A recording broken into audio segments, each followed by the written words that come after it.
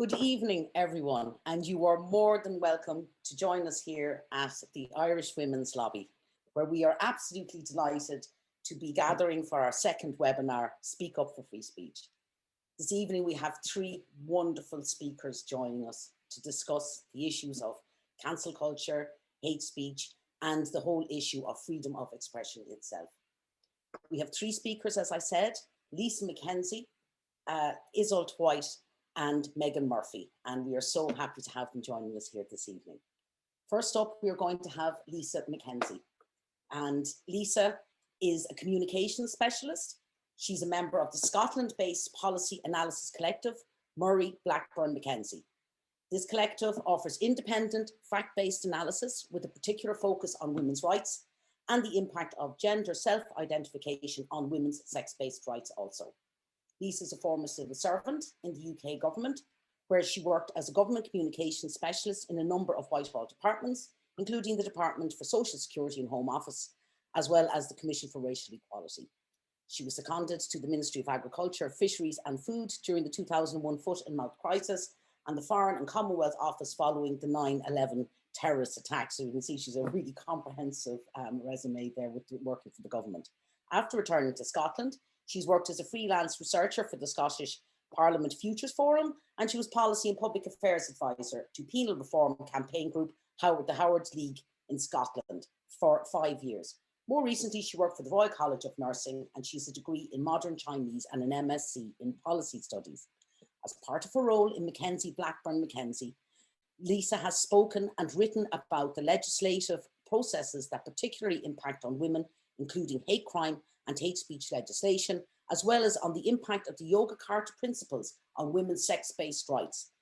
This is, of course, particularly important in light of the recent acknowledgement by one of its architects that women's rights were not considered, not even in passing, when the principles of the Yoga Carta document were being drafted. So we're absolutely delighted to welcome Lisa here this evening, and she will be giving a presentation discussing the recent events in Scotland regarding hate crime and hate speech. Thank you, Lisa. Really looking forward to hearing your contribution. Thank you. Hi, thank you, Christine. I'm really delighted to be here. Thanks so much for the invitation.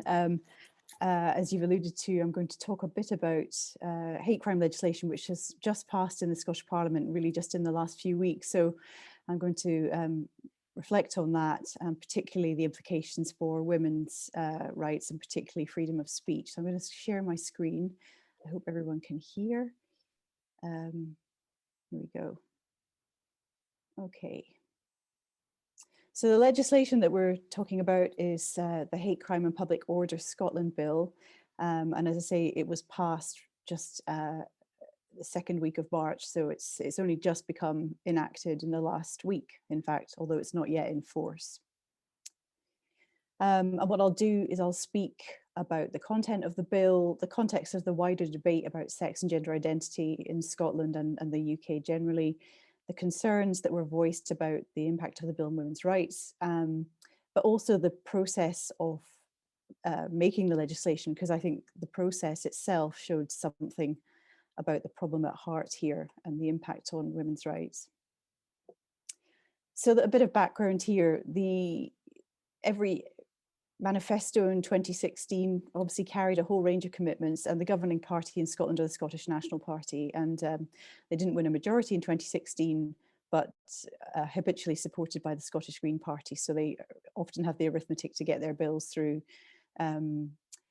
But there was no commitment in that manifesto to advance hate crime legislation. However, they brought it forward. There had been an independent review of hate crime law by Lord Bracadale, a senior judge, which led up to that point.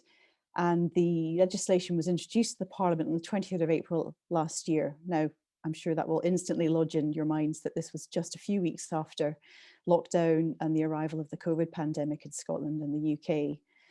And the main aims of the bill were to abolish the offence of blasphemy, which is a long-standing offence, which is largely seen as obsolete. But the headline really was to modernise, consolidate and extend hate crime laws. And what you heard an awful lot from government ministers was that this is about sending a strong message to victims, perpetrators and communities and wider society. about the harms of crime that was motivated by hatred towards particular groups. So there are two types of hate crime that were within scope of the bill, and there's something called the statutory aggravation model. So that's where you have a baseline offence. So you have to have committed a regular crime. So let's say assault. But what makes it a hate crime is when you can prove that the perpetrator was motivated by hatred towards a particular, but someone who they believed or who they believed was in a particular protected group. And until this year, those groups had already been defined in pre-existing hate crime legislation, and those are people who had the protected characteristic of race, religion, sexual orientation, transgender identity, and disability. The second type of crime, which was legislated for in this bill, was what's called stirring up hatred.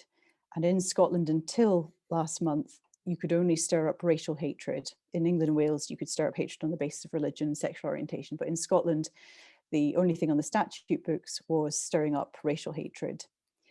And what the Scottish Government said at the point that it published the bill also was that it would set up a working group to consider a standalone offence of misogyny. And you'll hear me speak in a minute about the non-inclusion of sex as a protected characteristic and therefore the women not coming in the scope of the bill. So the Scottish Government has set up a working group which is being chaired by a leading QC, Helena Kennedy, and that group has already started its work. So this bill provoked an incredible response. There were 2,000 submissions to the Scottish Parliament's Justice Committee. The Justice Committee were charged with scrutinising the bill, so they were the lead committee in the Parliament that looked at the legislation. And this was the highest number of submissions of any bill in the 22-year lifetime span of the Scottish Parliament. So this was really a sign of the level of concern and controversy associated with the proposals in the bill. And there were two main areas of concern voiced by grassroots women's groups. And I say grassroots women's groups because we do also have a cohort of women's groups in Scotland which are heavily funded by the Scottish Government, and they largely supported the proposals in the bill with very little dissent. But the newer groups, For Women Scotland, WP UK, some of them will be familiar to people on this call, they had two main concerns. And the first one was the non-inclusion of sex as a new statutory aggravator. So in the last slide, you saw me talk about the new protected characteristics which were being added, but sex was not one of them. So effectively, that meant that women would not be covered. So if you committed an assault against someone who you were motivated to assault because you believed they were gay or because they were Black, that would be regarded as a hate crime. But if you had assaulted someone on the basis that it was motivated by hatred towards women, that would not be covered. So that was one particular concern from these women's groups. But probably the bigger concern was the impact on freedom of speech rights of the proposed new offence of stirring up hatred on the basis of transgender identity. And we'll obviously talk a bit more about that. I will, and then no doubt we'll hear about more of that in discussion. But the freedom of speech concerns were pretty widely shared, and that's what was quite striking. In that they were voiced by a wide range of stakeholders, ranging from the Catholic bishops, the Evangelical Alliance, to the National Secular Society, the Society of Sikh Organisations, the Scottish Police Federation, the Scottish Newspaper Society, the BBC, artists, theatre directors, the Index on Censorship. There really was an incredible an alliance of people who were concerned about its implications for freedom of speech. And again, fairly unparalleled in the lifetime of the Scottish Parliament, particularly when you saw such strange bedfellows in the form of some of the faith groups and then the secular society all coming together on this one issue. But to talk quickly about the sex aggravator, so adding sex as a protected characteristic as a statutory aggravation. So clearly one of the big messages from the Scottish Government about this legislation, as I said at the beginning, was that these hate crime laws send a message that hatred towards particular groups is unacceptable. And obviously, every time you add a new protected group to the list, it makes it more and more obvious who's missing. And so it was quite stark that sex was not to be added to the bill. Now we can have a separate discussion about the merits of the aggravation model and using a sex aggravator or a misogynistic crime and its effectiveness in dealing harms that impact on women. But it was very stark that women were missing from this bill. And I mean, in the next slide, I'll show you an advertising campaign the Scottish Government has been using for the last few years, which was targeted at hate crime. And it's very stark that you can see that women are just not there. But the thing that my colleagues and I had argued was that if you added sex as a statutory aggravator, that gives you the capacity to record crimes which are motivated by hatred towards women. I mean, that I've got on this screen. So at the time the bill was going through, there was a case in Edinburgh in the High Court of a young man who had been alleged to be plotting a terror attack, and it was thought to be motivated by incel sympathies. And of course, we're seeing more and more of that across the world, young men caught up in online communities. And this is clearly an example of misogynistic motivation. As it happened in this case, he was convicted, but the incel motivation was not proved. But had it been, you might have marked that down as being aggravated on the basis of sex, for example. And we also heard from Muslim groups who gave evidence to the Parliament that often hate crimes perpetrated against Muslims were particularly targeted towards Muslim women. So again, you would have been able to capture data on not just hate crimes against Muslims, but against Muslim women. So there were some advantages to having the aggravation. And the other thing that the aggravation does is it's taken into account at the point of sentencing. So you might receive a more harsh sentence, for example. And this is an example of the Dear Haters campaign that ran first in 2017. It was jointly run by the Police Scotland and Scottish Government. And these posters were really widespread all over city centres. And again, when you look at these posters, you can see, well, who's not there. So what they're saying is, racism, transphobia, homophobia, these are all the unacceptable forms of hatred, but women are missing. And so the symbolism there is, again, quite powerful.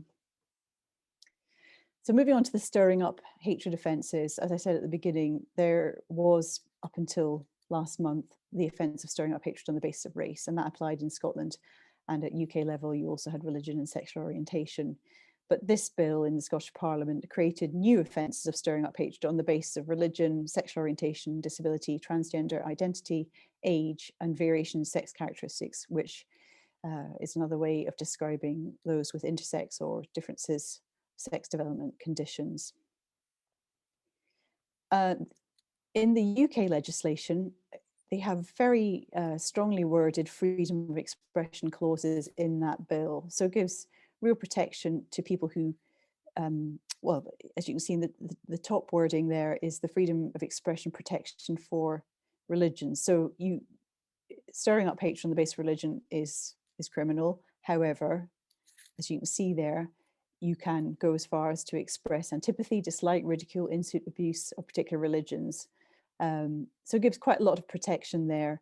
And in fact, this bill, when it was going through Parliament in the early 2000s, was challenged by Rowan Atkinson, the actor and comedian, because he was really concerned that without these kind of protections, it would be very difficult to do comedy, for example. So there was quite a lot of debate about freedom of speech when that bill went through, which is what ended with this fairly strongly worded clause. And then you have a clause on sexual orientation, which is not quite as strong, but again, gives some protection there to individuals who might want to voice concern or dissent from received ideas about homosexuality. And these sorts of clauses were not in the Scottish draft bill at the beginning. So to kind of go to the process as the bill went through Parliament, stage one is the first stage, and that, as I said, involved 2,000 written responses from organisations and members of the public, and this is fairly unusual and unprecedented.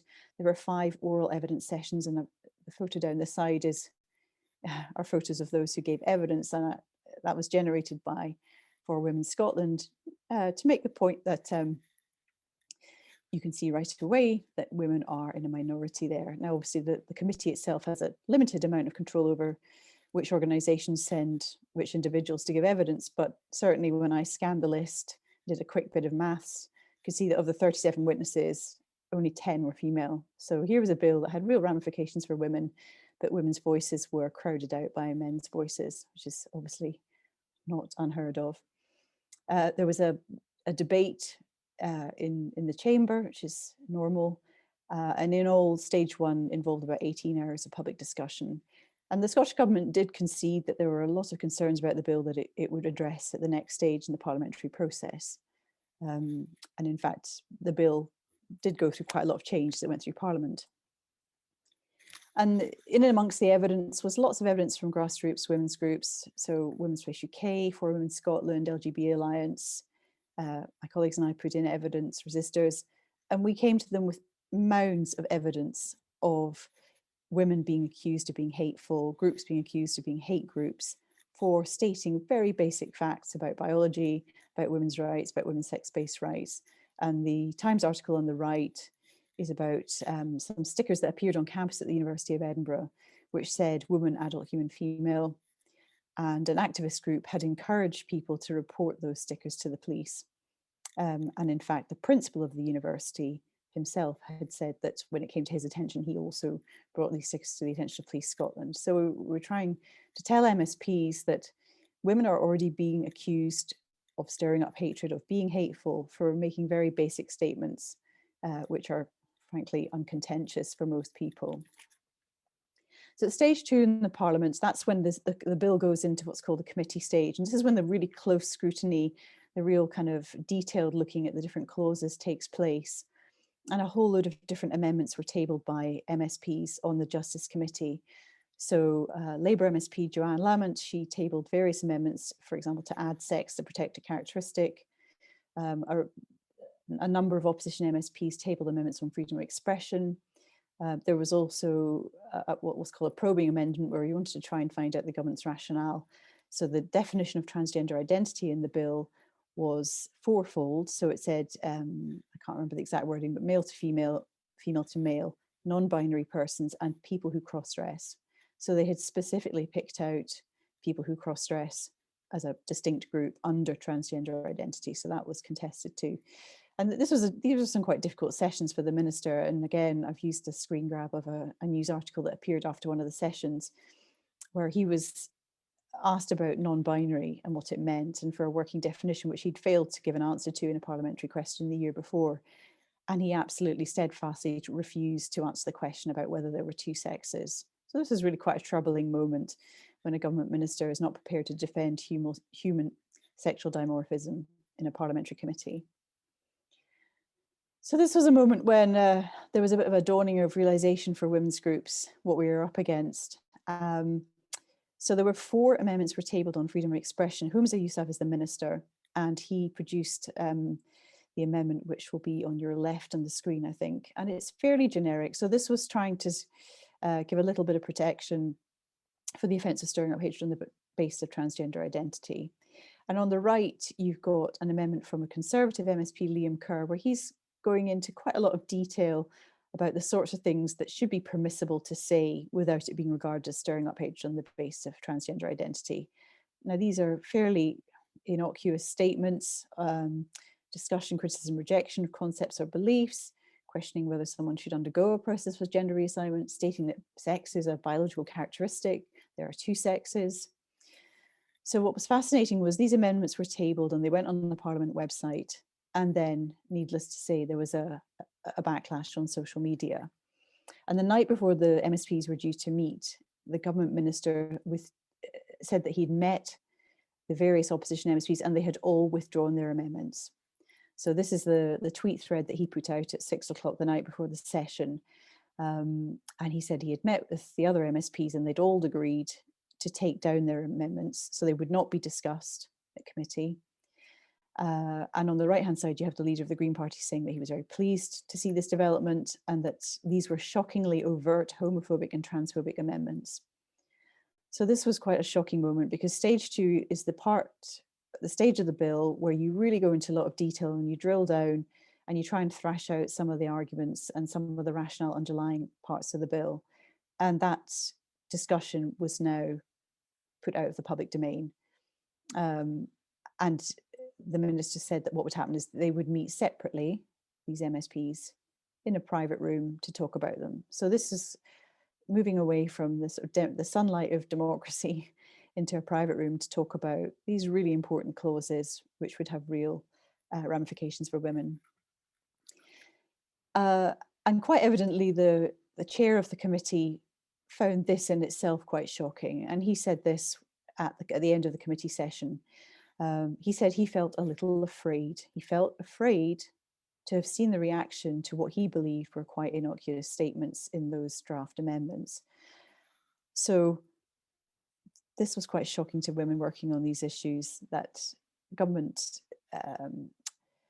minister was not prepared to defend a very simple amendment, and MSPs were too nervous to even debate what constituted transphobia. And this had come as a shock to the chair of the committee. And then this then led to them convening an extra evidence session at the end of stage 2. So they scheduled an extra session which hadn't been built into the parliamentary timetable on the 22nd of February, and this focused exclusively on the freedom of expression amendments. There was a 4-day consultation period, so it was opened up on the Friday, and over those 4 days, there were 681 responses. So again, this is absolutely off the scale stuff.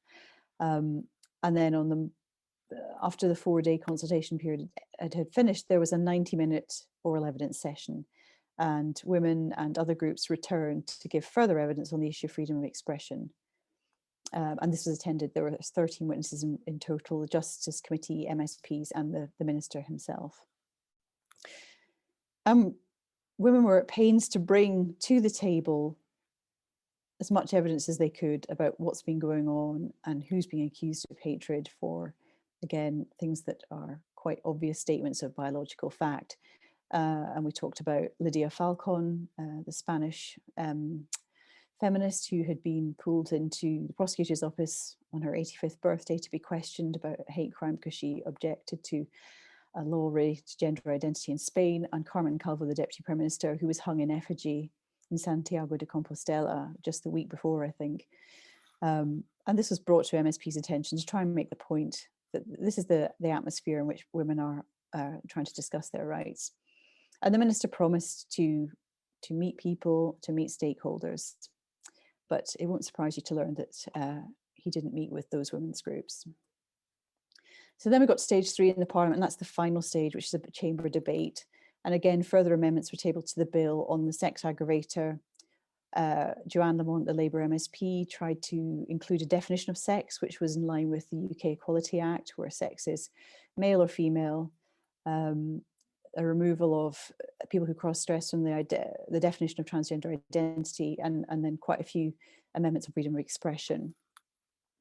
And this was one of the amendments tabled by the Labour MSP Joanne Lamont. So again, she was trying to get onto the face of the bill that it should not be seen as stirring up hatred again on the basis of transgender identity, where you were saying that sex was a physical binary characteristic, terms woman and man related to their sex, and so on. So again, on the face of it, a very uncontroversial thing to say. However, the night before, 2 days before the debate, the leading LGBT activist group in Scotland sent a briefing round to MSPs, and they referred specifically to this amendment. And we were very struck by the response to this, where they spoke about these words in Joanne's amendment were fundamentally undermining trans people's rights, that it was saying that trans people's rights were an open season for attack. So it sort of laid bare, almost in a way, what we were up against. And I'm going to end with this, but the story ends that the bill did pass with overwhelming support. The Conservatives did not vote for the bill, and a handful of Labour MSPs, female MSPs, did not vote for the bill, and one female SNP MSP did not vote for the bill. But in closing her speech, Joanne Lamont from the Labour Party, and the debate was very, very charged, very emotional. And these were some of her closing words. And if we've got time, I'll play them on a link if you like. Let me just see if this works.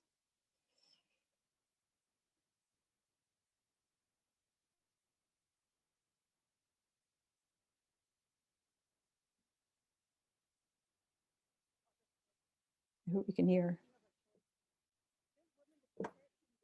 Can you hear? No, I'm afraid we can't hear her. Oh, okay. Well, I'll include my slides somewhere so that you can watch that. It's just a brief bit of her speech. So that's me. That would be great. Thank you, Lisa. Yeah, I've saw her. It's powerful, passionate, you know, and so upsetting. And of course, we have our own hate crime legislation heading rapidly down the tracks towards us. And certainly the experience that you've had in Scotland gives us every reason to be extremely wary of the impact of the legislation, although there are differences, of course, about it as it is unfolding. So listen, thank you very much, Lisa. We'll be talking to you again later, and we'll be fielding questions from our wonderful audience, our participants here who are joining us here this evening later on. So thanks again, Lisa, and we'll talk to you again later.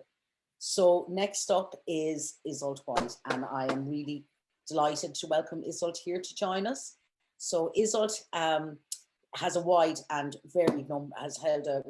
varied number of roles in her life. She is an author, computer scientist, and psychotherapist. She's an experienced independent director, and very recently was appointed to the board of Hubble by Heather Humphreys, the Minister for Rural and Community Development. Iseult is highly experienced as a computer scientist, something I only learned myself. So those she has worked with speak highly of her technological prowess, both in terms of her technological skills, as well as her considerable abilities as a technological communicator. She's delivered briefings on AI, data science, machine learning, blockchain, and the Internet of Things across both American continents. And she has also developed projects to implement change management and digital transformation across financial centers in the US, including Wall Street. So as I said, a woman of many skills, she's also a psychotherapist. She lectures at MA level in psychotherapy and maintains a small private practice. Her particular areas of expertise are eating disorders, trauma, and grief. Iseult is also a writer. Recently, she has written for the Sunday Independent about the impact of COVID and automation on the gender pay gap. Needless to say, it has been and will be negative unless remedied. And more recently still, she has featured in the Irish Times, both challenging the gross misrepresentation of our first seminar here when we launched the Irish Women's Lobby.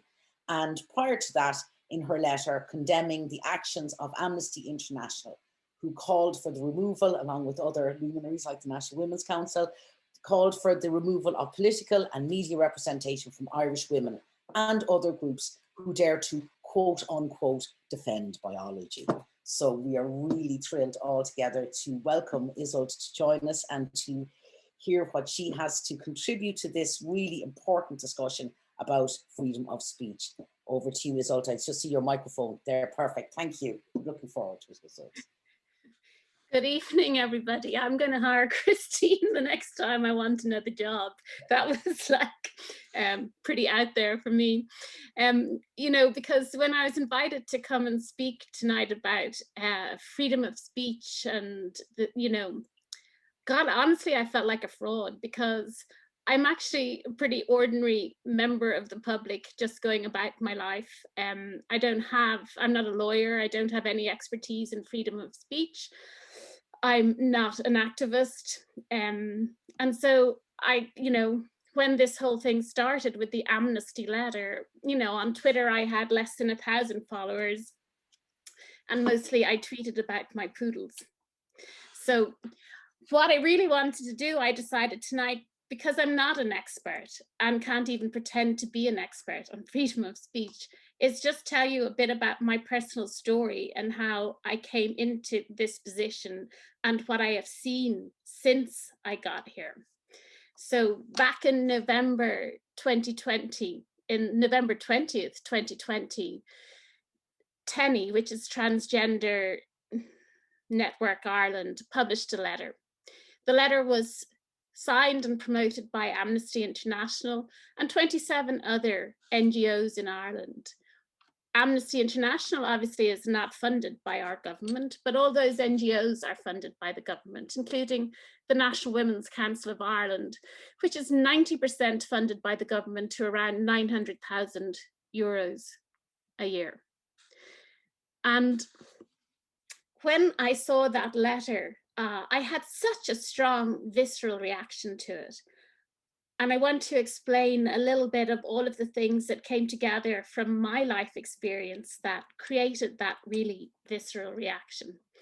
And the letter was published on the Friday, and I read it multiple times over the following days. And there's three aspects, three strands of my life that come together in it. One is that as a woman, you know, I just am a feminist. This is just not arguable. I'm not any specific kind of feminist. I don't subscribe to any one feminist set of theories, but I'm a feminist and I'm a woman. So that is an absolutely core, integral part of my identity. Obviously, I'm also Irish. And for me, being Irish and through a culture that was handed down to me is about a plural country that accepts multiple different kinds of identities. It's not a sectarian country. It's not a country where one religion should rule the roost. It's not a country where one identity is what should be brought to the fore. And that is the way I was raised in the Ireland that, you know, the Ireland of my family. Obviously, there was a part of it that was around amnesty, amnesty supporting this letter, because my grandfather, Sean McBride, was a co-founder of Amnesty. But for me, it's really important to explain to you that he was a co-founder of Amnesty based on a heritage gifted to him by his mother.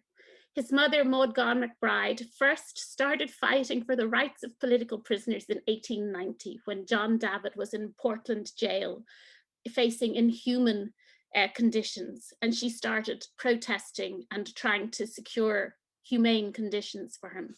She herself was later imprisoned in Holloway jail by the British government. And then after our Free State was created, after our War of Independence and Civil War here in Ireland, she was imprisoned by the Irish Free State government for peacefully protesting. When she was imprisoned in Holloway, my grandfather was 14 and he fought for her release. He wrote letters left, right and centre. And he later, during the years after the Free State was created from 1921 on, he fought for Republican prisoners, and she did too, and they fought for prisoners' rights. So it was that heritage, that understanding of creating humane conditions and ensuring that political prisoners are treated with respect and with rights, which contributed to his founding of Amnesty International. And in the founding of Amnesty International, it was an organization at that time that was dedicated to the rights of prisoners of conscience, that they should not be imprisoned, tortured, or executed because of their opinions or religion. And it didn't matter whether you disagreed with their views, the important thing was they shouldn't be punished. And as a child, you know, every Christmas we would get a list of political prisoners. And we would sit around our kitchen table and my mother would keep this huge bag of Christmas cards and we'd cut them up and we'd create Christmas cards for all the political prisoners. And we would write letters to them, you know, and send those letters off. But even as a child, I understood that the prisoners didn't necessarily receive the letter, but that the action was the government saw that people were paying attention and that people respected their right to a conscience. So, when I read the amnesty letter, as I refer to it, something broke in my heart, really, to see Amnesty promoting this letter. And I want to describe why. Because when I read this letter, I recognized it as an example of a type of propaganda that's used in authoritarian regimes. And I'm going to explain that to you. I see it as having four parts. There is a definition of threat, a lack of transparency, a claim to authority, and a demand for censorship and punishment. For the definition of threat, that's a consistent tool used in propaganda to create a sense that there's an immediate situational threat, because it's really well understood that that increases the acceptance of propaganda. And it creates a sense of cohesion around an in-group.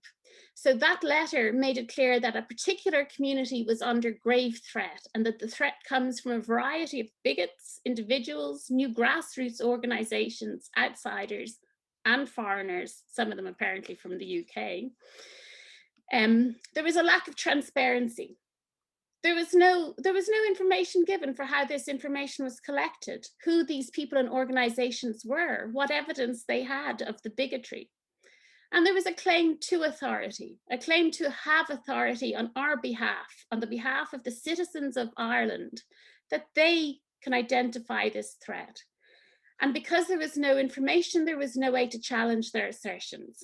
And so we are left as the citizens of Ireland with the notion that that organization and the signatories, including Amnesty International, Global Human Rights Organization, and 27 government-funded NGOs, so people who are voices for our government, are the ones who are to guide us through the threat. And then they made a demand, and that demand was for censorship and punishment. Anybody who didn't get with the program in the letter, well, their crimes are so hateful that they should be silenced through censorship in the media and denial of political representation. And so this letter is a fundamental attack on human rights. It attacks freedom of expression, it attacks freedom of association, and it attacks basic political representation. And like I say, these kind of propaganda statements are used in authoritarian dictatorships. And it's well understood that they create cohesion for an in-group and increase negative attitudes to an out-group. So who's in the in-group? Well, Amnesty, the National Women's Council of Ireland, the Irish Network Against Racism, Migrants' Rights Centre, Movement of Asylum Seekers in Ireland, Gay Health Ireland, Sporting Pride, like the list goes on. I mean, who wouldn't in their right mind want to be a part of this group? These are the people who are fighting for good in our society. I probably, agree with 80 to 90% of their principles, really. And I probably would have considered them prior to this as part of my tribe. Who's in the out group? Well, me, obviously, now. But the key thing the letter said that was in the out group was people who associate themselves with far-right ideologies. And again, there we have the lack of transparency. Because when we look into it, we actually find that it is individuals and organizations who defend biology, who present false narratives, inaccurate science, and promote hate to trade in bigotry, peoples whose views are not based in truth, and these views are spread by outsiders, by people not native to Ireland. But the key sentences in there, when you actually boil it down to understand who are the people that are in the out group, are anyone that continues to use inaccurate science to denigrate trans people is increasing discrimination. Sex and gender are both spectrums. And that's the line. Sex and gender are both spectrums. So in the out group, it's nothing to do with far-right ideologies. It's to do with the belief that sex is biological, it's material, it's binary. And that discriminates against trans people. It apparently increases suicide, increases violence, and causes isolation. That's another part in the letter. And so when the logic is followed through, the letter clearly develops an arc that says, saying biological sex is real, that there are two sexes, male and female, is hate. Not just hateful, it's hate. And in fact, such a view is so heinous that people who hold that view should be denied legitimate representation by politicians and the media, and there should be a call for an end in giving airtime to their despicable brand of harassment. So now we know who the outgroup is. Nothing to do with far-right ideologies. It's to do with believing that biological sex is relevant and material. So this creates a huge chilling effect in our society because most people want to belong on the side of righteousness. This set of people have defined themselves on the side of righteousness, and they've said who the enemy is. This was not easy for me to respond to when I did respond to it because, I'm a feminist, I'm Irish, and my background is also queer. When I was in my early 20s, I moved to San Francisco and I lived in the queer community, was very happy there. I played there, I partied, I laughed. There's some of the time we were laughing when we should have been crying because the early 90s was a time that AIDS hit San Francisco, and I watched my friends die. I went to so many funerals over a period of about 2 or 3 years. And so naturally, part of our life then was Queer Nation and queer activism. You know, we're here, we're queer, we deserve rights. And so I have this complex relationship with the whole panoply of things that are going on with this letter. But ultimately, it was this idea that it's not legitimate to talk about the conflict that exists. Now, because of my queer identity, or that aspect of my life that contributes to who I am in the world, I absolutely did support the Gender Recognition Act in 2015, because I've seen how difficult life was for trans people seeking to transition, particularly lesbians who had very little money or access to medication and often ended up self-medicating, and the impacts were not good. And so I absolutely fundamentally believe every adult has the right to autonomy, to seek the right kind of medication and support to transition and live their life with dignity. And at that time, and I hold my hands up, I didn't understand the unseen consequences from self-ID. And I still support trans people's, you know, ability to identify in their gender as they want to. But I didn't foresee the unseen consequences. But those consequences have become very clear over time. And we have this conflict we need to deal with in our society. We've been told by these NGOs and by Amnesty that we're not allowed to speak about this conflict.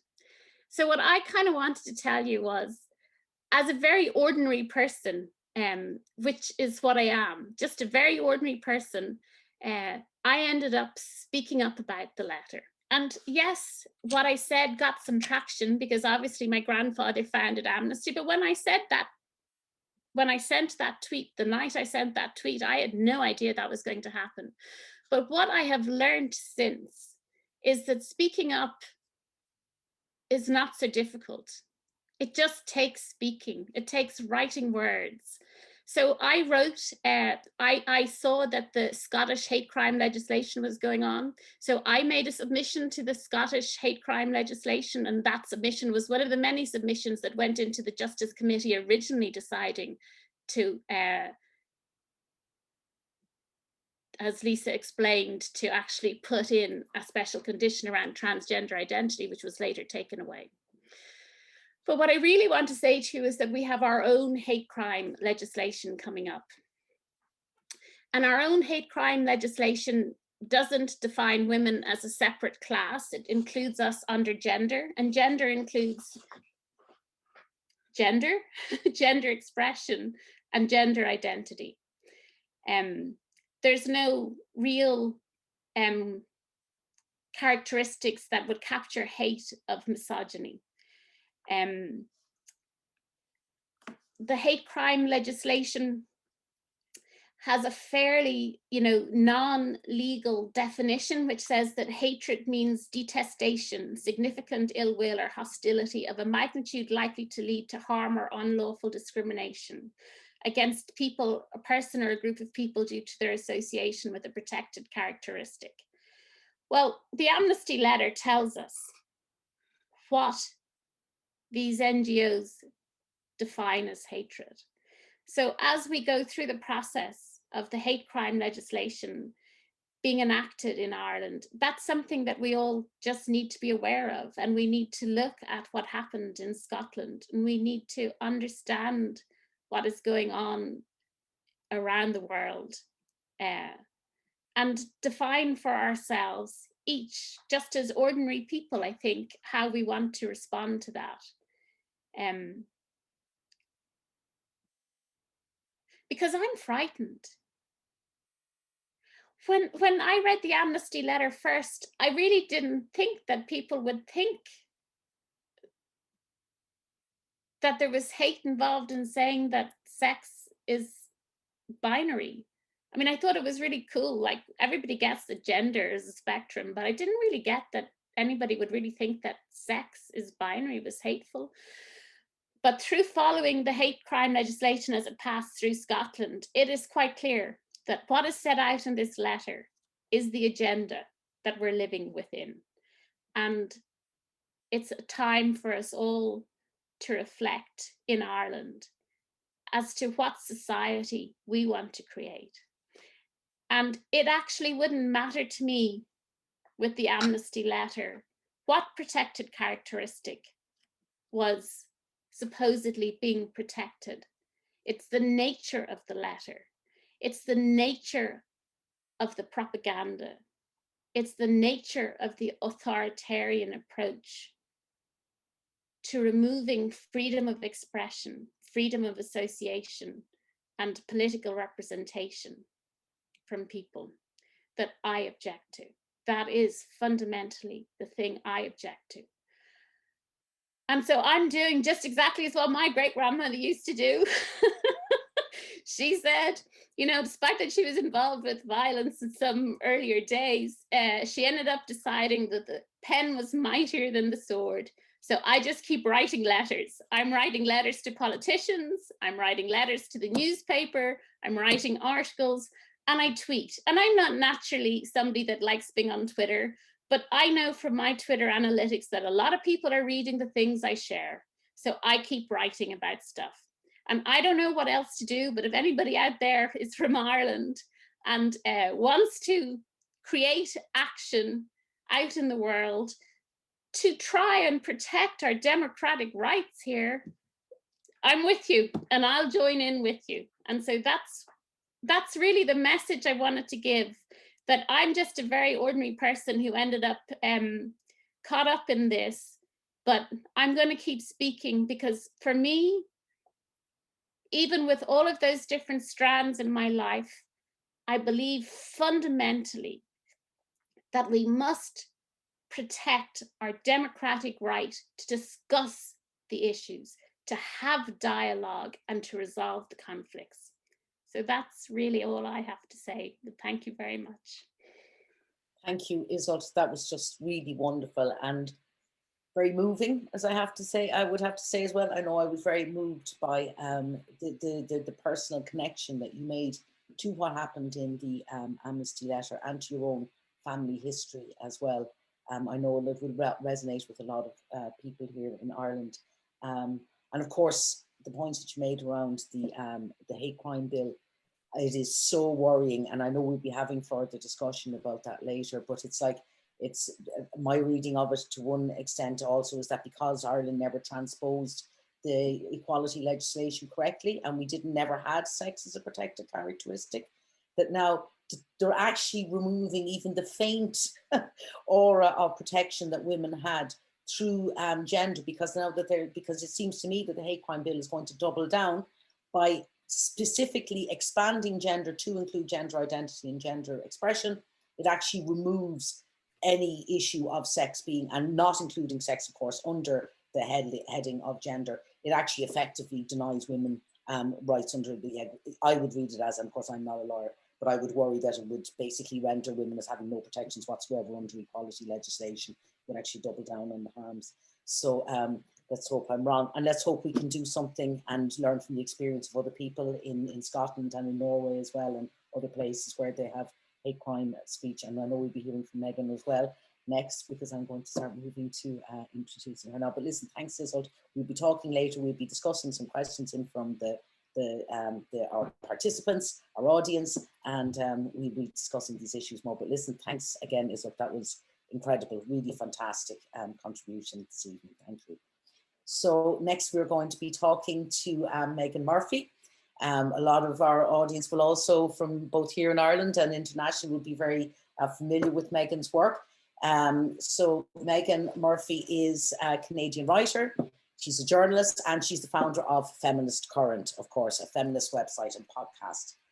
Her writing, speeches, and talks have criticised third wave feminism, and why not, male feminists, the sex industry, exploitation of women in mass media, censorship, and gender identity legislation.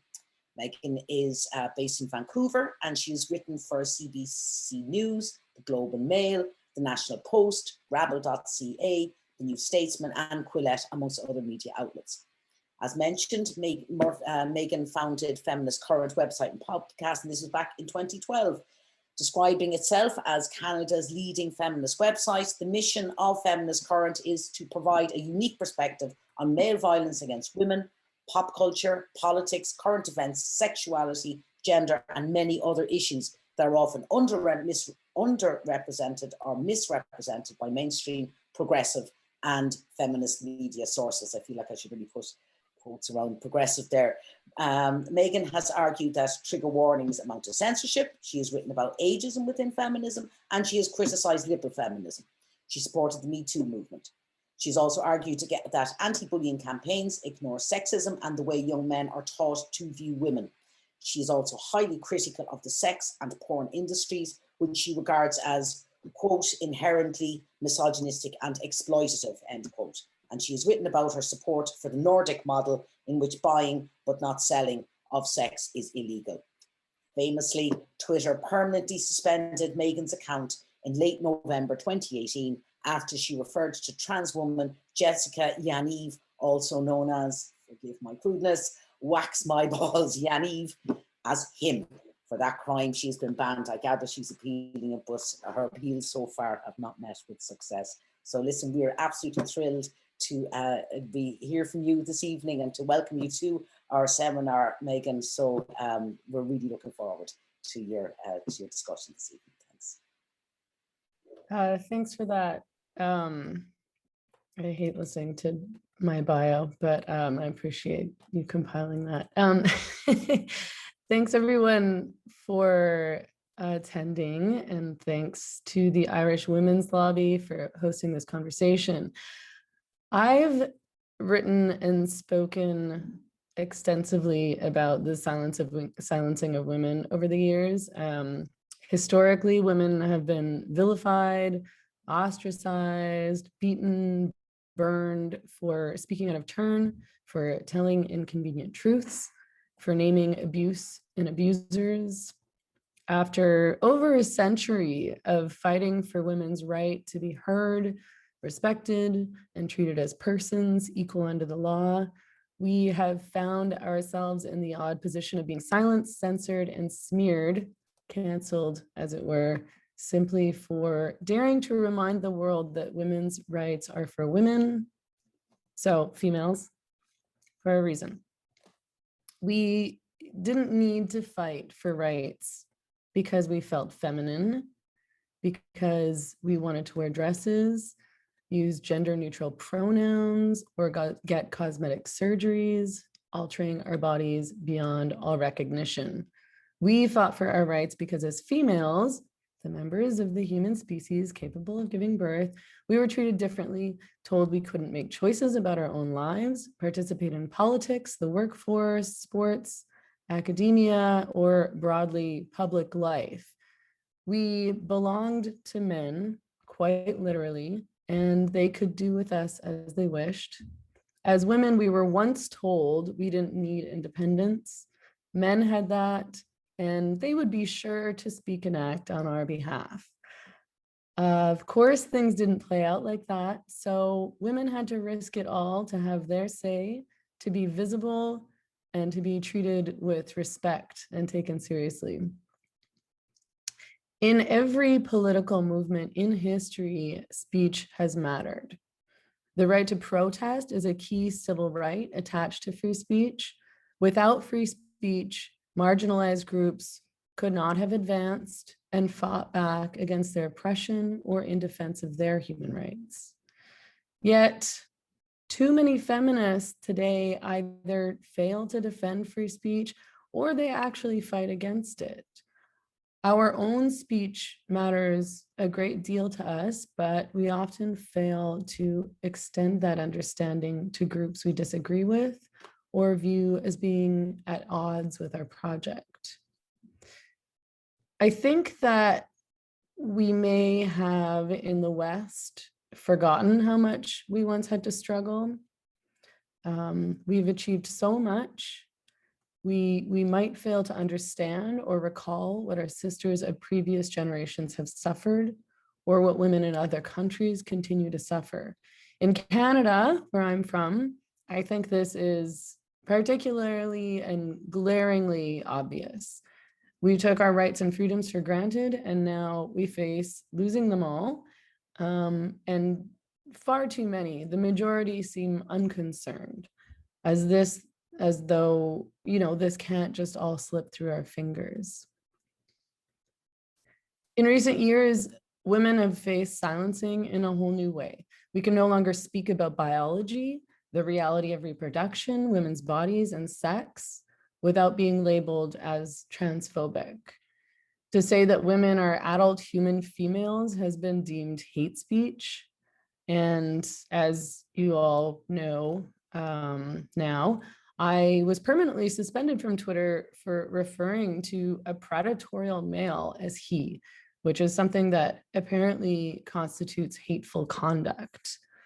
As many or most of you probably know, a UK woman named Maya Forstater is currently in court after losing her job for saying that men cannot become women. Journalist Abigail Schreier wrote a book about the trend of girls transitioning to attempt to become boys and the causes and impacts of such a trend. And both Amazon and Target attempted to ensure her book was inaccessible to purchase.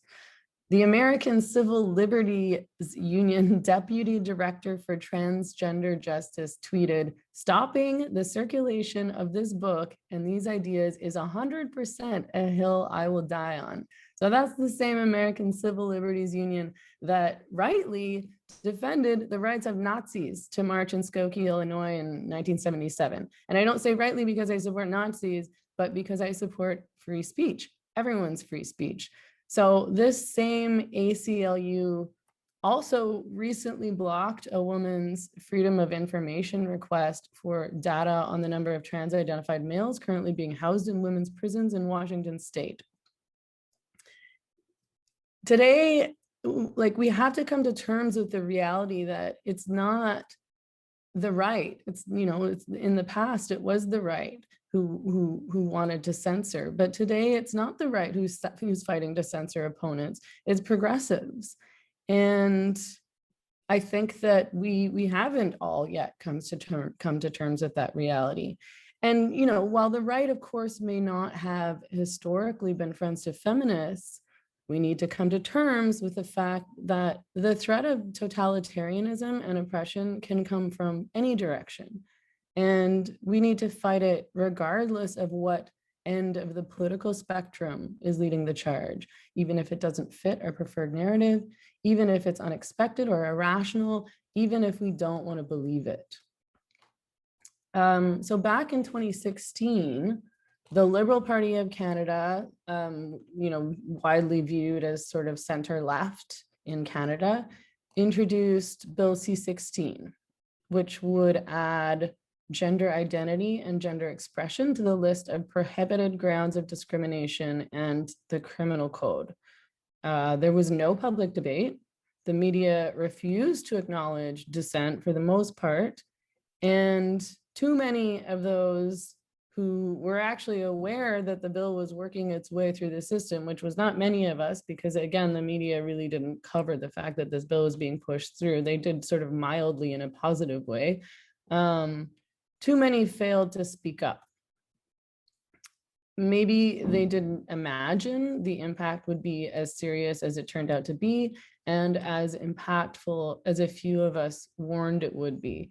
You know, as lots of people know, Jordan Peterson warned that the bill could lead to compelled speech, as we'd be all forced to use preferred pronouns regardless of their irrationality, which has come to fruition. A Canadian father named Rob Hoogland is now in jail for refusing to support his daughter's desire to live as a boy, to be referred to as he, and to begin the process of transitioning. he continued to speak out in defense of his daughter's best interest, despite orders not to, and he is being punished harshly for doing so. I also, of course, spoke against Bill C-16 and struggled to be heard. I believe I was the only person in Canada who published a piece in the mainstream media arguing that the bill would harm women and women's rights. And I also, of course, testified against the bill in the Senate. So for this, I've been tarred as bigoted, deemed persona non grata by Canadian media, protested, threatened, and canceled by the Canadian left, as well as by many friends and acquaintances. And today, just a few years later, the concerns expressed by people like Peterson and myself, along with a few others, including a Quebec women's group, Pour les droits des femmes, are a reality. Feminists know all too well how this legislation has impacted our speech and spaces. In Canada, any man who announces he identifies as a woman is allowed access to women's shelters, transition houses, change rooms, sports teams, prisons, and women who feel uncomfortable about this are ignored or vilified. Apparently, the feelings and safety of half of the population matter less than the desires or delusions of a few men. The funding of women's organizations in Canada is now dependent on their willingness to go along with the mantra that trans women are women. We also know that gender identity ideology and legislation affects all kinds of people, not just women and not just feminists. Men like Peterson and Hoogland may not be perfect allies to the feminist movement, yet their speech does matter, and they were absolutely correct in their fights. And I feel frustrated that a lot of feminists in Canada still remain steadfast in their refusal to engage with people who don't toe their line. I feel like they're kind of missing the point. And we even do this to one another. So women who don't share our exact politics and perspectives are deemed bad feminists or not feminists at all and ostracized as such. I want to know where we expect to get with this approach. How can we complain when we're treated this way by the left and by mainstream media when we turn around and do it to ourselves, to those who don't fit our criteria of political purity? Those who view themselves as political people, people who fight for justice and what's right, need to remember that politics are for the people. Activism should be about fighting for truth and freedom and rights. It should not be about elitism or creating an exclusive club. Our ideologies are not more important than real people and real people's lives. And whether or not a woman is politically pure, according to someone else's standards, should not determine whether she's worthy of respect or whether she can participate in the women's rights movement, or whether she should be treated with humanity and kindness. The same goes for all people. Yes, feminism is for women, but that doesn't mean that men and men's lives and rights don't matter. Everyone's free speech matters. It's all worth fighting for. There's no point in fighting for free speech only for those we like or agree with. And feminists make a grave mistake in failing to stand up for all free speech. And that includes internet censorship and these new hate crime bills, like the legislation recently passed in Scotland, which, as mentioned earlier, of course, by Lisa, created a new defense of stirring up hatred on the grounds of religion, sexual orientation, age, disability, or transgender identity. So while it is totally baffling and insulting that sex was not included in this list of protected categories, I think that feminists are wrong to believe that the solution is simply to add protection for women within this kind of legislation. Stirring up hatred is way too vague a thing to criminalize.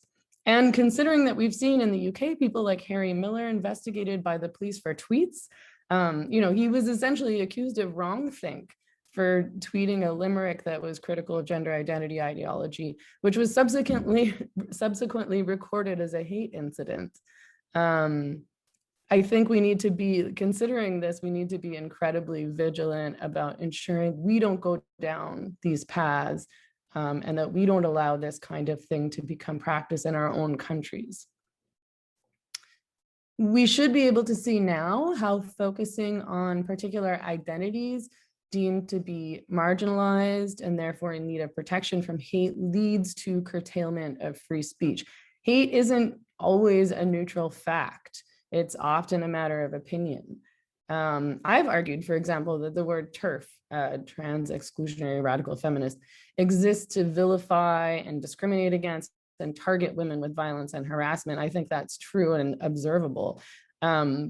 Based on standard definitions, it would constitute hate speech, but I actually don't want the term TERF to be criminalized. My preference is to have open conversations. I don't believe we need protection from words, no matter how upsetting or offensive those words might be. This approach only makes us vulnerable.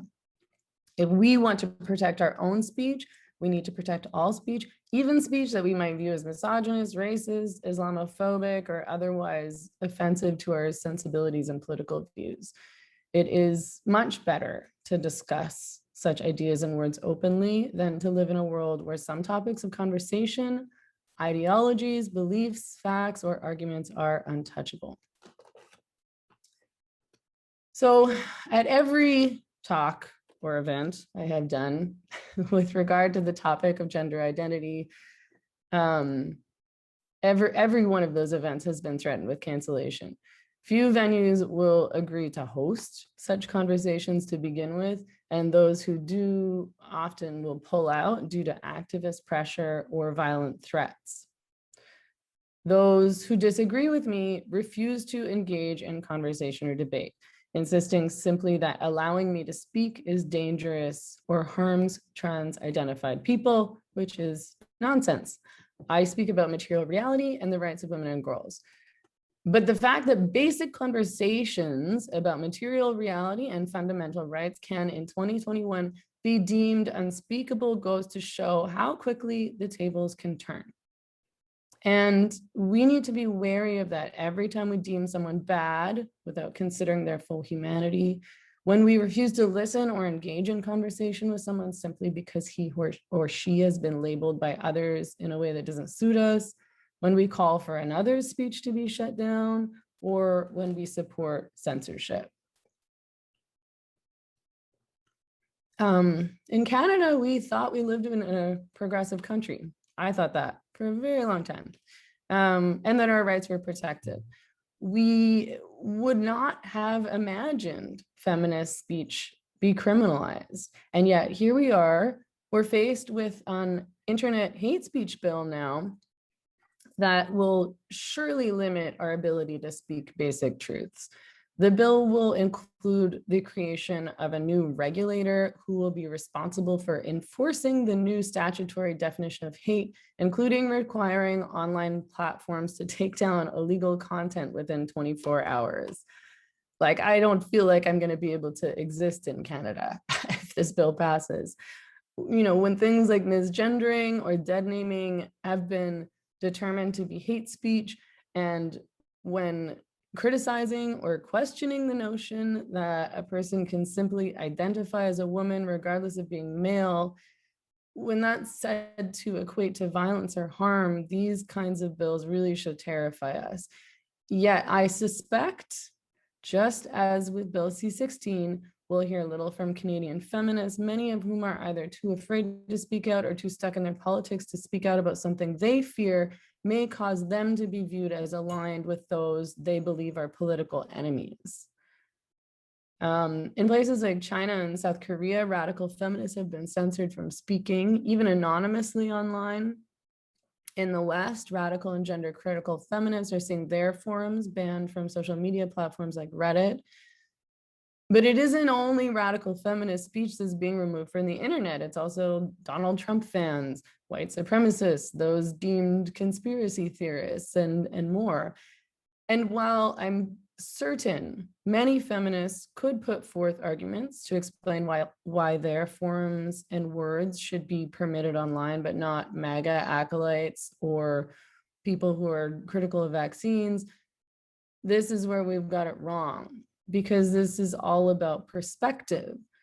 Those who wish to ban the gender critical subreddit see those women as dangerous, akin to Nazis, touting myths about trans people, and spreading hate. And it might not be true, but that is the perception of many, just as it's the perception of many that, you know, all Trump voters are evil racists who hate women and immigrants, or that people who are like critical of the COVID response are spreading conspiracy theories and endangering people's health. The truth is rarely so simple. But the point is that there is no one in this world I trust to determine whose ideas are worth hearing and whose are worth being banned. In Canada, I have required private security, bodyguards, and police escorts every time I give a talk about women's rights. About 700 people protested outside my talk at the Toronto Public Library in 2019. There was a petition demanding the library cancel the event. This petition was launched by a number of Canadian writers. So, you know, the kind of people who you would think would be defending free expression. And these writers in this petition accused me of disseminating hate speech and insinuated the group of women organizing the event was a hate group. So one of the things they argued was, this is their quote, "There's a difference between denying free speech and what is known as deplatforming, which is when you refuse to allow hate speech to be disseminated in your facility. This has been an effective tactic to stop those who capitalize on spreading hate speech, such as Meghan Murphy." And they also used Twitter's decision to ban me as further justification for their claims. So that's, you know, people who I'm fairly certain consider themselves to be leftists, progressives, are putting trust in these big tech corporations to determine acceptable speech. These writers threatened to no longer participate in Toronto Public Library events should my talk go forward. The library did not comply. Vickery Bowles, who is city librarian for the Toronto Public Library, insisted on defending the mandate of public libraries, free expression. And she explained, "We are a democratic institution and we are standing up for free speech." It's amazing to me how few today stand up for and understand the importance of these values, especially in places like progressive Canada. The petition asked, "Please keep TPL safe for our most marginalized community members," yet activists stood outside my event hurling threats and vitriol at anyone attempting to enter the library to attend the talk. So violent threats against women apparently don't impede safety, so long, I guess, as those threats are directed at bad women. Last year, an event scheduled at Simon Fraser University, actually maybe late 2019, was canceled at the very last minute, I think like a day or two before the event was supposed to happen, because there were threats so violent from trans activists that SFU's security team determined that they wouldn't be able to guarantee the safety of attendees or staff. The event was moved to the Pan Pacific Hotel, where young women stood outside with a cardboard guillotine with the words "TERFs and SWERFs, step right up" written on it. I've had to file a police report in Vancouver after being followed around my neighborhood by a local trans activist, Morgane Auger, who was the previous vice president of the BC NDP and was a delegate representing the British Columbia Council for International Cooperation at the UN Commission on the Status of Women in March. My website, of course, has been attacked countless times by trans activists and taken down. And, you know, we obviously got it back up again, but it was a major struggle. I've received obscene phone calls. I've received calls from the police warning me about threats against my life. At a panel discussion in Seattle, I participated in last year, we got a bomb threat, and protesters disrupted the event to such an extent that they had to be carried out by the police. I really can't even begin to think about or compile the vile and terrifying things that have been said to me online and over email, which apparently are perfectly fine with our big tech overlords, but don't say men aren't women. And still, despite all of this, my biggest concern is that I won't be able to speak the truth in Canada, that I won't be able to write words like men are not women or refer to male predators as he. If we can't speak the truth, if we can't debate ideas, policy, legislation, and opinion, if we can't argue in defense of our interests and rights, we have nothing, we're hooped. Free speech is not just an important fight, it is the important fight. And the time to fight is right now before it's too late. And I really hope that we all wake up before it's too late.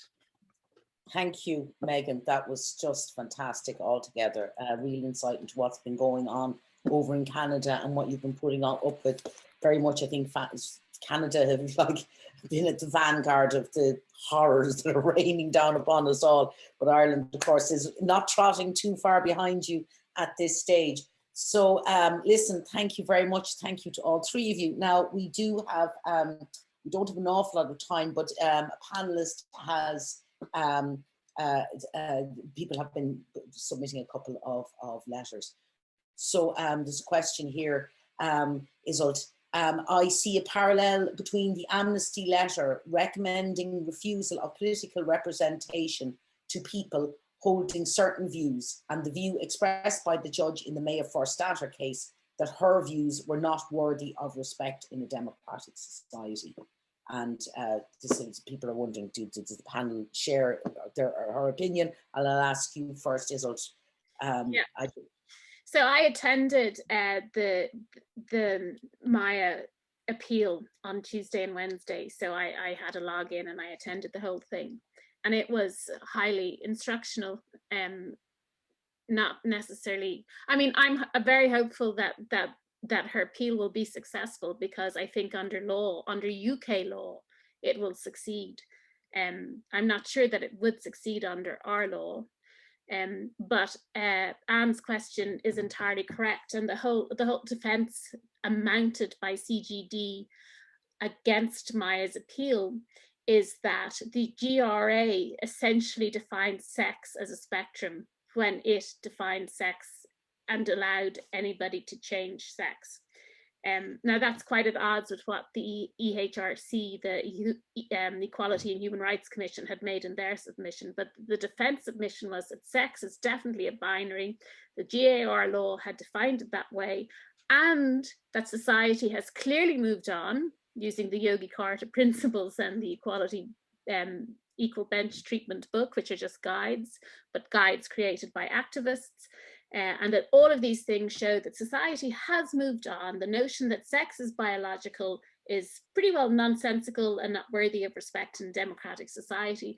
And moreover, by stating that, and the things that follow from stating that, which means that it is legitimate in certain instances to use pronouns that are related to sex, and it is legitimate if sex is immutable, biological, and binary is a protected philosophical belief. It is absolutely legitimate to use sentences and phrases and descriptions like Meghan just did, which is that a trans woman is a man. And the defense was that creates an existential threat to trans people, an existential threat to them, and it is not something that should be tolerated in a democratic society. So it matches up exactly with what's in the amnesty letter. And yet, bizarrely, apparently removing sex isn't an existential threat to women, funnily enough. So listen, thank you very much, Iseult. Would you maybe something next to Lisa, would you like to speak to that question, Lisa? Not much more to say. I mean, I agree with Iseult. There are parallels there. I mean, I found it very troubling. I was a member of Amnesty for 2 decades. I'm not anymore. The idea that they would seek to deny political representation to people with differing views just completely contradicts the ethos or the founding principle of Amnesty. And of course, we've seen this manifesting in other ways with Amnesty recently, that they've removed prisoner of conscience status to Alexei Navalny. And again, when I was a member of Amnesty, that was this is a core principle, founding principle of the organization. And it's absolutely unfathomable that that they would move away from that. I mean, really troubling, and obviously parallels with what's been going on in terms of their attitude to women's sex-based rights and the issue of prostitution as well. I mean, they're firmly on the side of sex work is work. So yeah, they seem to have lost their way, and I don't know what's going to happen. Either they can be reformed from the inside, or someone will have to break away and start from scratch, which is sort of devastating, really, because it takes a long time to set up these institutions and to build momentum. And of course, they've achieved so many great things in the past for prisoners of conscience. It's really sad. Yes, I was a member of Amnesty myself for some years, but no longer, of course. So actually, Meghan, we have a specific question in for you, which is asking, and even though I think to a certain extent you've actually spoken to this, because the question is that given the recent changes to Bill C-10, what can we do to support freedom of speech in Canada? I suppose you've already discussed really how it is about speaking up and writing, speaking out and writing, but have you any specific advice that you can give? Right. I mean, yeah, I think that when this bill comes up, we need to do anything we can to fight it, just as, we have to do anything we can to fight any of these gender identity bills, which includes writing articles, which includes meeting with our local politicians, with our MPs, educating people about why it matters, because I really do, particularly in Canada, I think we're very complacent and we trust our government a lot. And we really shouldn't. So, I think that people trust that if the government is going to pass a bill around hate speech, it's because they're really trying to protect people, and they're really trying to protect people from hate speech, and they're trying to create a better, more just country, society. But I think these kinds of bills are really terrifying. As I mentioned during my talk, they're certainly going to curtail our speech as feminists. They'll curtail lots of people's speech. I mean, if they're going to start taking content down from the internet that they've deemed illegal, and gender identity and gender expression is protected under the criminal code, what do you think is going to happen to, websites like my website? I mean, we are hosted in the US intentionally. But there's other websites that are run by women in Canada now, thank goodness, for, who are organizing around these issues. We're not going to be able to speak about this on social media, that's for sure. That's already happening. Who knows if we'll be able to speak about it in public? I mean, that's not online, so that's a different issue, but it's really, it's really dangerous. Yeah, there's a couple of things that strikes me in that I think there's so much of this legislation around hate speech and the rest of it's like so many of the corporations taking on, diversity, draping themselves in the rainbow flag. And an awful lot of this very much is greenwashing, rainbow washing. It's about deflecting from the very deeply unethical practices they may have exploiting other people in other parts of the world. If we think in terms of some of the big global corporations.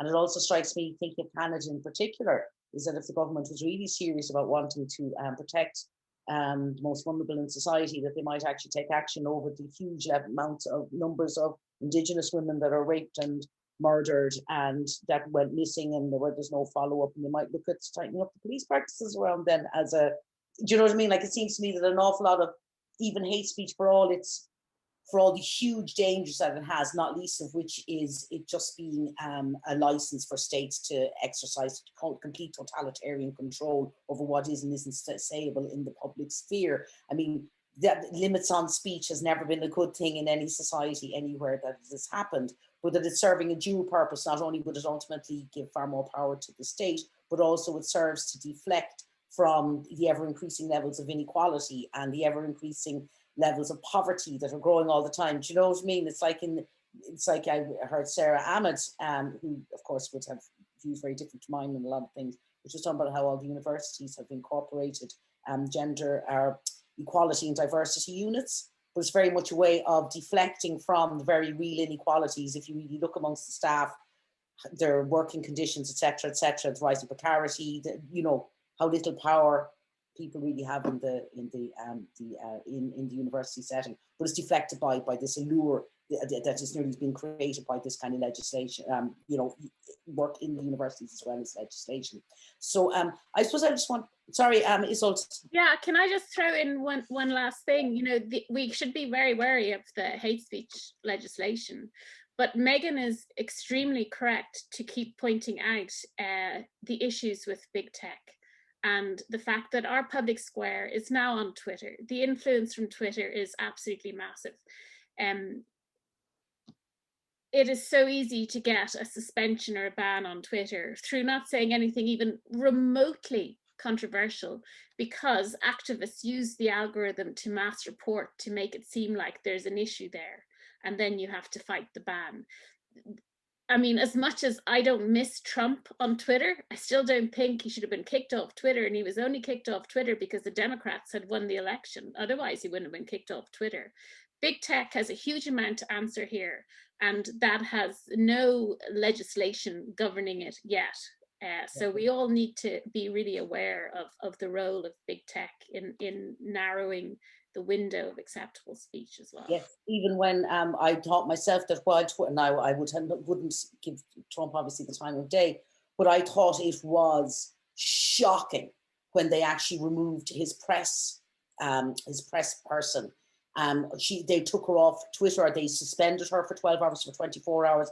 And I said, we have a tech company here suspending the public representative of the President of the United States. That was an absolutely appalling act by a tech company, and that nobody had saw it for what it was. I was really shocked at the time, and I just simply cannot believe all the so-called left-wing, so-called progressives who are hopping on board, demanding, in fact, the effective removal of the right to freedom of speech, and they're heralding as if it's going to be a good thing. I think some of them should maybe open a history book. Lisa, would you like to add anything here? Or also, I suppose I was wondering, is there anything that we can do that you can do in Scotland about this legislation? Is there any further court of appeal in any way that you can do something to challenge what has happened with the hate crime in Scotland? Well, not in the immediate term. I mean, it just received royal assent last Friday. This piece of legislation. So it's not actually in force yet, though. I think there will need to be various regulations brought forward. That we're just about to have an election in Scotland next Thursday. So when the new Parliament begins sitting, I think what will come forward is a series of statutory instruments which will basically bring into force different aspects of the legislation. So it's not in force. I mean, I think the Conservative Party manifesto for the election states that they would repeal part 2 of the legislation, which is the creation of the new offences of stirring up hatred. The Conservatives are not likely to win the election, so it's pretty unlikely that that proposal will see the light of day. So, I mean, we sit here feeling a little sick, wondering what might happen in the coming months and years, and hoping very much that our most profound fears about legislation don't come to fruition. And the points that the Justice Minister kept making all throughout the debates was, well, you know, there's a very high legal threshold for stirring up hatred, and the courts will ultimately decide. But the point that we were at pains to get across to him was, we accept that there may not be many, if any, convictions under this legislation, but what was very likely to happen, in our view, is malicious police reports. You may even get to the stage where a case is prosecuted, even if it doesn't end up in a conviction, and that's an incredible, damaging experience for anyone caught up in the criminal justice system. And again, we brought and put in front of MSPs the various cases from England, not under hate crime legislation, but sort of malicious communications type legislation, where people had become ensnared in the criminal justice system for months and months of their lives. Hellish experiences, to make the point that, you know, you don't need to get to the point of a courtroom. You may never get there, but the impact on people's lives, the human cost of ensnaring people, and the chilling effect. I mean, that's why we're speaking tonight. Women are self-censoring already. I mean, I think carefully about the things I put on Twitter. You know, we've seen what's happened to Meghan and other feminists who've wanted to just make basic statements about biological facts on that forum. So the chilling effect is already here. And in fact, the slide I didn't show at the end was about 10 days after the bill passed. So in the run-up to election, women are taking all sorts of direct action and protests. A woman who happens to be the great niece of one of the founders of the Scottish National Party, as it turns out, she went to the Scottish Government building and she chalked on the wall, Scottish Government hates women, or something like that. And she had a knock on the door from the police the next day. And she was told if she indulged in that behaviour again, that might be considered a breach of the peace. So not under the hate crime legislation. So women are already being pulled up for exercising their freedom of expression rights. And this is before the bill even comes into force. So, I mean, it's an awful feeling, but it's sort of sit and wait and see what happens. It's just absolutely horrifying. And I think at this stage we're after coming to the witching hour of 8 o'clock, and I'm just trying to see if there's any particular questions, or there has been a number of questions. I think though in one way that or another they've actually already been addressed over the course of your discussion. So I think at this stage I'm just going to thank you all for your absolutely wonderful contributions. Hopefully we can, I think Iseult is waving there. Wants to say. Just to say, anybody of you who are on Clubhouse, I'm hosting an after party on Clubhouse. I put a link up in the chat and you can use that link to join Clubhouse if you're not a member of Clubhouse. Clubhouse is, if you don't know what it is, you just need to join and see what it is. But if you want to come and have a real chat, that's where I'll be hanging out after this. So the link is up on Clubhouse, or you can message me. You can get in touch with me on Twitter and I'll give you the link as well. You need to have an iPhone, but it'd be great to have some people come over and chat. So lovely to meet you all, and thanks a million to the Irish Women's Lobby for inviting me, and lovely to join these wonderful other panelists.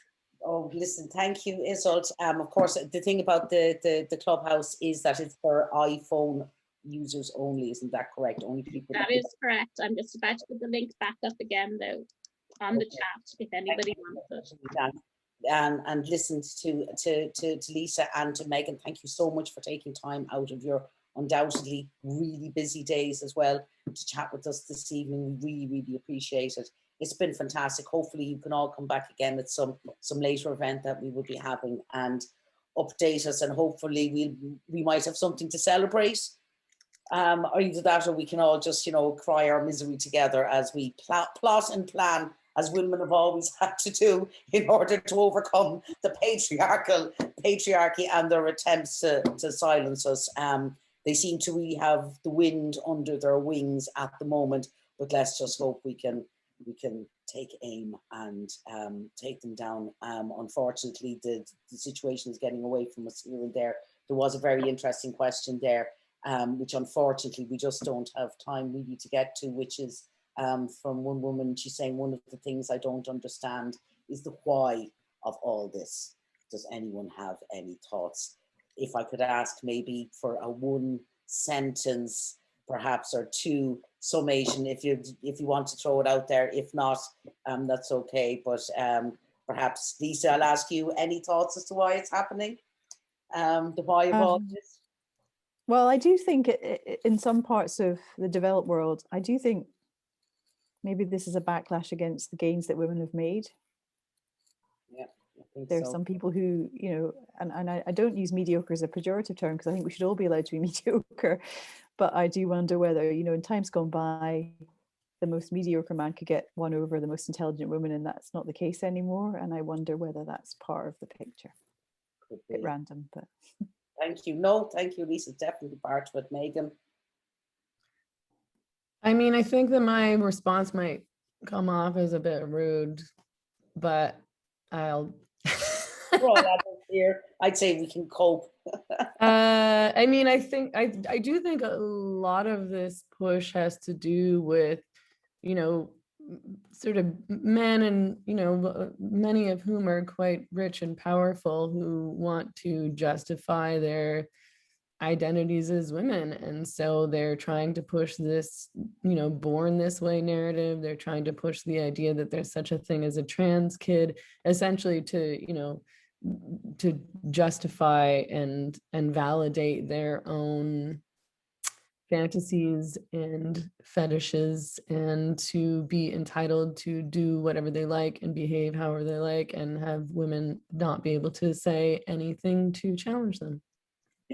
I think it's certainly a part of it. I think there are complex issues coming together. Part of it is definitely the backlash, the feminist backlash or anti-feminist backlash, and part of it is definitely the agendas of a few individuals. And then we have the agenda of tech generally and whoever else might be running the world. So little leave it at that then. I'd like to thank our audience very much for joining with us this evening. Thank you so much. We really appreciate having you here as well.